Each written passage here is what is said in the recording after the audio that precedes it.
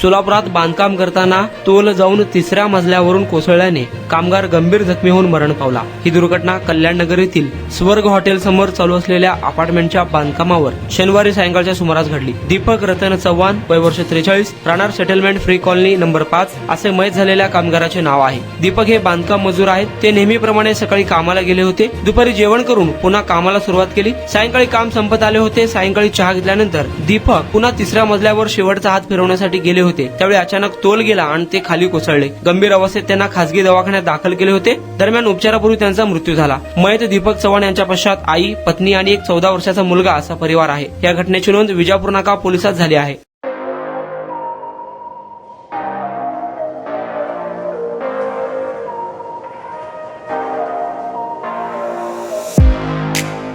तुम्ही देखील तुमच्या बाईक मध्ये पेट्रोल टाकून थकलाय का?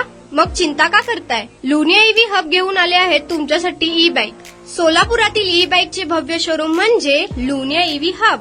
यांच्या इथे ई बाईक आणि स्पोर्ट्स बाईक उपलब्ध आहेत। मग वाट कसली पाहताय? आत्ताच भेट द्या लुनिया ईव्ही हबला आणि टेस्ट ड्राईव्हचा आनंद घ्या। आमचा पत्ता जोशी पेट्रोल पंपासमोर, जुळे, सोलापूर। Contact number 9309857930 7507886648।